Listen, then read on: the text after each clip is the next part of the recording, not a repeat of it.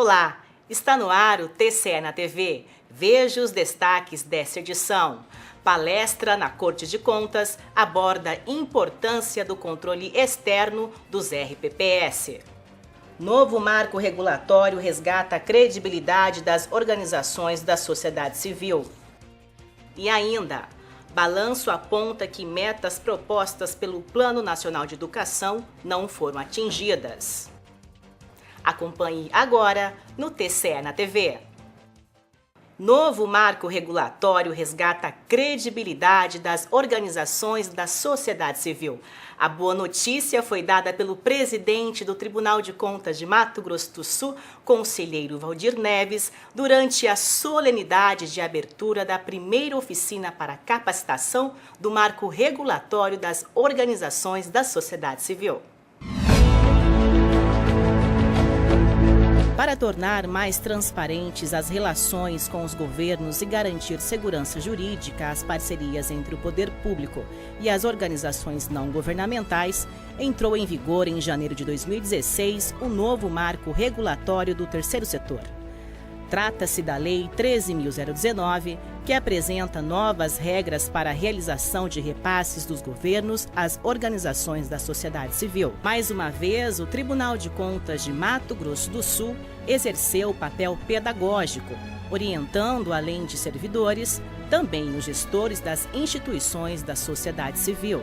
O Tribunal de Contas, como órgão de controle, tem um papel preponderante no sentido de garantir que esses recursos realmente sejam destinados a quem de direito, a quem realmente está contemplado dentro deste marco regulatório, amparado por essa nova legislação, que realmente vai estabelecer normas bem claras. E quem ganha com isso, no final, é a população, sobretudo a mais carente. O diretor-geral do TCE, Eduardo Dionísio, explicou que o marco regulatório traz uma nova concepção quanto ao repasse de recursos. É uma legislação nova, é uma legislação que traz novos conceitos no que diz respeito ao planejamento, à execução, à prestação de contas. Portanto, todos devem se prepararem para se apropriar desse conhecimento para dar a melhor aplicação possível para a lei.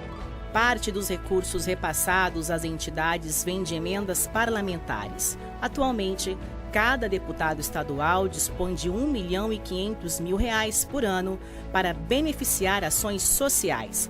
O presidente da Assembleia Legislativa destacou que as entidades precisam estar capacitadas e por dentro da nova legislação para ter acesso aos repasses. É preciso que a gente consiga, através desta nova legislação, separar o joio do trigo, aquelas instituições sérias, compostas de pessoas abnegadas, voluntárias, que prestam relevantes serviços e que suprem uma lacuna, da ação pública, especificamente na área em que atua, possam realmente desenvolver as suas ações, ter o aporte de recursos e o apoio do poder público. O secretário estadual de Governo e Gestão Estratégica, Eduardo Riedel, destacou o empenho do Tribunal de Contas em capacitar todas as partes envolvidas no processo. O Tribunal de Contas ele contribui, como está contribuindo nesse evento, com informações, com conhecimento, com a normatização, com a capacitação das pessoas que irão efetivamente trabalhar com os projetos, com a prestação de conta, com a aplicação desses recursos. Então o Executivo fica satisfeito de ter montado essa parceria, a obrigação nossa poder capacitar esses servidores e o Tribunal de Contas é um grande parceiro nesse sentido. A abrangência da norma é nacional e vale para a União, estados e municípios. E o Tribunal de Contas se coloca ao lado de todos os gestores públicos e das organizações da sociedade civil para a aplicação eficiente dos recursos. Em 2014, o Congresso Nacional sancionou o Plano Nacional de Educação, o PNE, com a finalidade de direcionar esforços e investimentos para a melhoria da qualidade da educação no país. O PNE estabelece 20 metas a serem atingidas nos próximos 10 anos. A grande preocupação é que, em vigor já há 2 anos, o plano ainda não atingiu as metas estabelecidas. O Tribunal de Contas de Mato Grosso do Sul, por meio da Escola Superior de Controle Externo, realiza a palestra para apresentar o balanço de 2 anos do Plano Nacional de Educação 2014 e 2024. Apesar de todos os esforços para cumprir as 20 metas propostas pelo PNE, pouco se avançou. O PNL virou um grande discurso por parte dos governantes, mas não um compromisso efetivo, quer dizer, eles não decidiram tirar o Plano Nacional de Educação do papel. Isso se dá de 2 formas. Ele não foi uma prioridade orçamentária, então não teve os recursos necessários para dar conta das metas e estratégias do plano que estavam previstas para esses 2 primeiros anos, e tampouco foi uma prioridade em termos de planejamento das secretarias municipais, estaduais e principalmente do Ministério da Educação. Se falou muito de que o plano era uma referência, de que ele era importante, mas não se verificou, de fato, o plano sendo o orientador da ação dos municípios, dos estados e do governo federal na área educacional. Então, fica aí um alerta para a sociedade, o plano é muito importante, é muito melhor que nós tenhamos um plano do que o cenário de que nós sequer tivéssemos um plano. Então, a existência do plano ela é fundamental, só que agora ele tem que ser cobrado pela sua implementação, quer dizer, a população precisa cobrar a implementação do plano, cobrar a execução do plano, porque ele é fundamental para garantir que o Brasil tenha uma educação mais igualitária, uma educação de qualidade, uma educação que corresponda às necessidades do país. Então fica esse desafio para a sociedade brasileira. A Corte de Contas vem atuando de uma forma pedagógica junto aos gestores públicos. Vem contribuindo efetivamente para a melhoria da educação no Estado. Nós estamos analisando aqui as contas dos gestores e, nesse caso, entram as contas da educação, o gasto que as prefeituras fazem, que o governo do Estado faz com a educação. Mas não é só gastar na educação, gastar a quantidade de recursos que se despende para a educação. A visão nossa também é verificar se é um bom gasto da educação, se os nossos gestores estão gastando e esse gasto está resultando em qualidade da educação que nós estamos ofertando às nossas crianças, aos nossos jovens. Então, essa efetividade do gasto também é preocupação nossa. E essa mudança que pretendemos ter no Brasil entre a qualidade do gasto na educação é que seguir aí um plano que é uma lei, que é um Plano Nacional de Educação e que hoje em dia está sendo amplamente discutido, hoje em dia não, está sendo faz tempo amplamente discutido no país, mas que não está sendo implementado como deveria. E como os tribunais de contas têm que prestar contas de uma lei que existe e que não está sendo bem implementada, como é que nós vamos penalizar, acompanhar, monitorar, fiscalizar os nossos gestores se nem a União está conseguindo implementar o Plano Nacional de Educação? Para o coordenador da campanha nacional pelo direito à educação, Daniel Cara, a participação da população será fundamental para que o plano efetivamente aconteça. Hoje depende muito mais da população, né? Que a população diga que o Plano Nacional de Educação é uma exigência dela. E isso vai orientar a ação dos governantes. Os governantes estão numa posição cômoda, porque a população participou da construção do plano, a sociedade brasileira participou da construção do plano, mais de 4 milhões de pessoas participaram das conferências de educação, no Congresso Nacional inúmeras audiências públicas ocorreram, então a sociedade, especialmente a sociedade civil organizada, participou da elaboração do plano. Agora que existe o plano, ela não está cobrando o seu cumprimento. Então existe uma contradição aí. Eu sei que dá trabalho, que é difícil, que é complicado se depositar essa energia na luta pela implementação do plano, mas isso precisa acontecer. Então é preciso que a sociedade exija o cumprimento do plano e obrigatoriamente os governantes, a partir desse fato, vão começar a se mobilizar, porque existe uma situação democrática. Se a população exigir, ela vai orientar o seu voto também pelo cumprimento ou não do Plano Nacional de Educação. Exigindo o cumprimento do plano, portanto, os candidatos vão ter que ter mais compromisso com essa peça legal que é fundamental para o desenvolvimento do país.